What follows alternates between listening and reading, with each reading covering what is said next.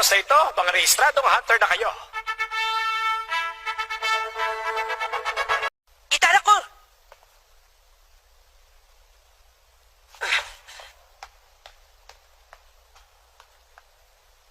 Sabihin mo na sa akin ngayon, nasan si Kilua?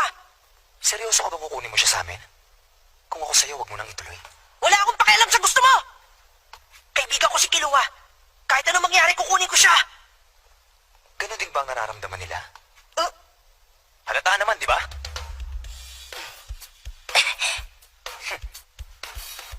Sige na nga.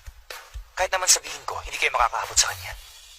Tingin ko, umuwi si Kilua sa amin. Sa inyo? Oo, sa Kukuro Mountain. Sa ibabaw ng bundok na yun, matatagpuan ang tahanan namin. Sa Kukuro Mountain? Okay, salamat. Okay lang yon. Nabasta na lang ibunyag ng asasin ang lokasyon ng kuta nila. Oo naman. Hindi naman namin sinisikreto yon. Lahat ng taga ron, alam na doon kami nakatira. Isa pa, pagdating nila doon, maiintindihan din nila na magkaiba mundong ginagalawan namin sa kanila. Ito ba? Oo, bali ang braso ko. Nakakaaliw talaga ang batang yon. Naiintindihan ko na kung bakit gusto mo siyang hintayin umunlad pa. Hindi ba? Pero ibig sabihin nun, mas magiging delikado pa siya sa hinaharap. Kung ako ang tatanungin, ngayon pa lang dapat. Sa akin, Sigon, akong tutugi sa kanya. Kapag ginalaw mo siya, pagsisisihan mo ang araw na yon. Oo, alam ko yun. Sandaling panahon pa lang tayo nagkakilala pero alam ko na ang mga tipo mo. Nga pala. Ano nang balak mong gawin ngayon? Hiso ka. Maghintay.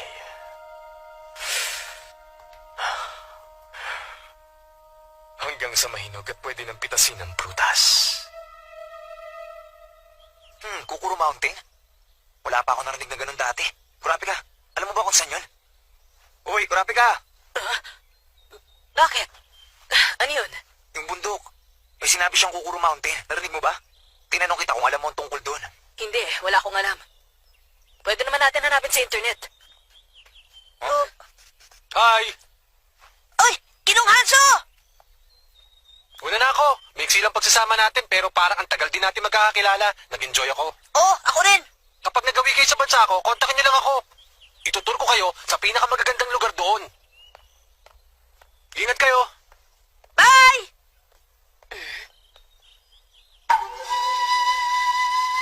Ngayon pa lang yata ako nakakita ng ninja na may calling card. Excuse? Pasensya na kayo kasi nadala ako ng galit ko kanina. Hindi. May kasalanan din ako. Pasensya ka na rin sa akin. Hindi. Ang totoo, napikon ako sa mga sinabi mo dahil alam kong totoo. Sa'yo ko na ibunto ng inis ko dahil nakapasa lang ako sa exam by default. Pero okay na ako ngayon. Nakapasa na ako kaya hindi ko nasasayangan ng pagkakataon. Ang magandang tanong dyan, ano nang gagawin natin sunod? Oo, tama ka. Ako gusto kong ikutin ang buong mundo para maghanap ng impormasyon, para makatuklas ako ng panibagong species. Bilang exotic game hunter. Exotic game hunter, okay yun. Uy, teka! Ano yung hawak mo? Ito ba? Ginagamit ko ito para makalikom ng impormasyon. May bagay ba kayong gustong malaman? Pwede kong hanapin para sa inyo. Alam ko na. May impormasyon ba dyan tungkol sa hunter na Jean ang pangalan? Jean Freaks? Okay, sige. Tingnan nga natin.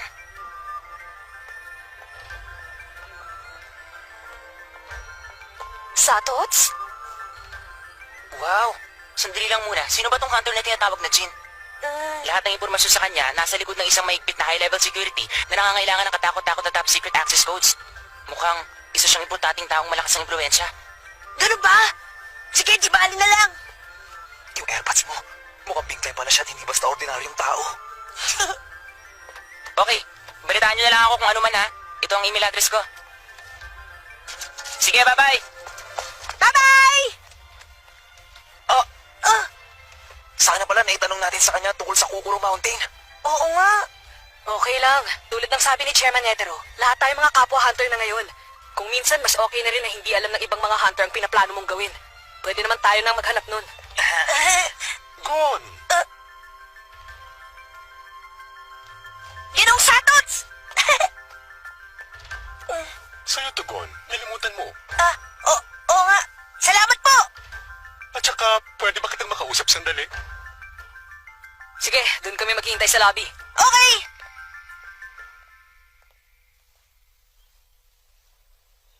Pasensya ka na ha, hindi ko sinasadyang marinig ang pinag-uusapan niyo kanina. Alam mo ba na espesyalidad ko ang pagdiskubre, pagbabalik sa dati at pangangalaga ng mga makalumang guho? Noong nagsisimula pa lang ako, wala ko ibang inisip kundi makilala dahil sa mga nadiskubre ko. Pero isang araw, pagkatapos ko makakita ng trabaho ng isang hunter, nahiya ako sa sarili ko.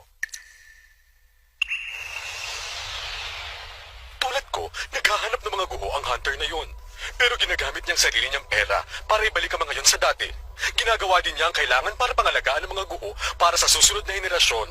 At para kahit ordinaryong tao magkakaroon ng pagkakataon na makita ito. Namangha ako ng lubos sa dedikasyon niya sa trabaho niya. Higit pa sa pagkamangha ko para sa magagandang guho. Nakatala sa mga manual na ginagamit sa buong mundo ang nakabibighaning trabahong ginawa niya sa panunumbalik ng mga guhong yon. Alam mo ba ang pangalan ng hunter na yun, Gon? Siya yung hinahanap mo kanina. Gene Freaks ang pangalan niya, Gon.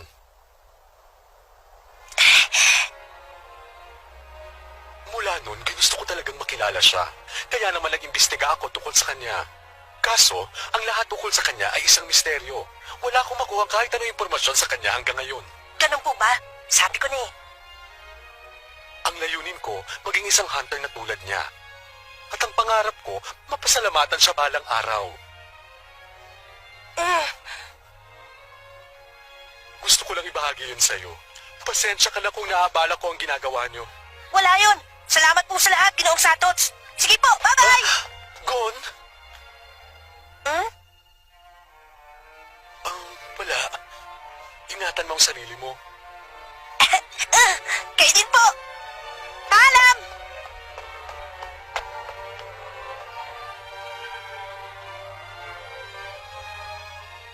Ngayon, hanapin na natin yung Kukuro Mountain. Okay.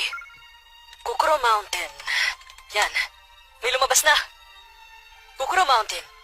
Isang bundok na 3,722 meters ang taas sa Dentora region sa Republika ng Padokeya. Republika ng Padokeya? Saan lupalop naman yun? Nakalagay ba kung saan? Okay, sandali lang. Tignan natin sa mapa. Tayo ng Republika ng Padokeya. Mukhang wala naman tayong magiging problema sa bansang yun. Nagpapapasok sila ng mga turista. Nandiyan pala si Kilua. Kung mag-airship tayo, abutin ng 3 araw. Ano, kailan nyo gustong umalis? Ngayon! Ngayon mismo! Oo, okay sa akin yun. Okay, sige. Magbubuk na ako ng tickets.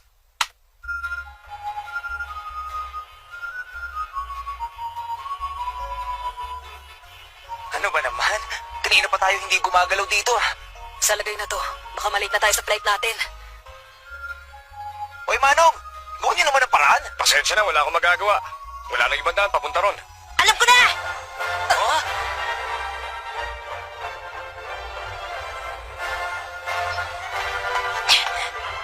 Woohoo!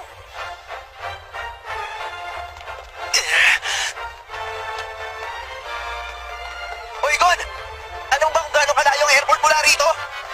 Oo, pero ayoko magsayang ng oras. Ililigtas ko si Kilua sa lalo magaling panahon. Sige na nga, panalo ka na.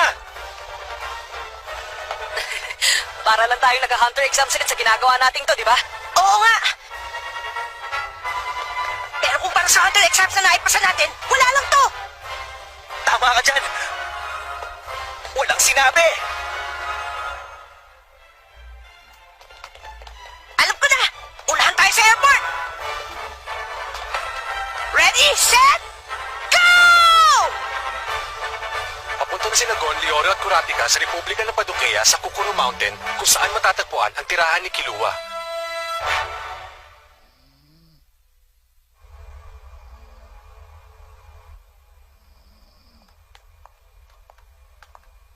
Satots, Kayo pala, Menchi Buhara.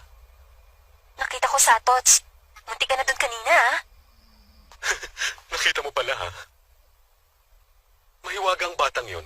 Hindi ko maiwasang di sa tulungan. Munti ko namang masabi sa kanya. Ang tunay na hunter exams, hindi pa ito natatapos.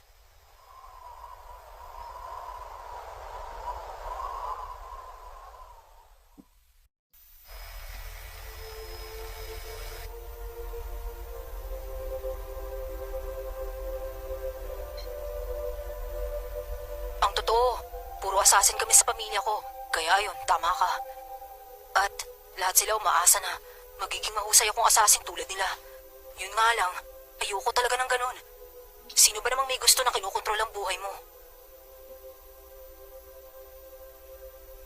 Kilua. Hindi naman dyan, Gon. Bawal sumimangot. Huwag kang mag-alala, dadating na tayo ng Padokya sa umaga. Malapit mo na makita si Kilua.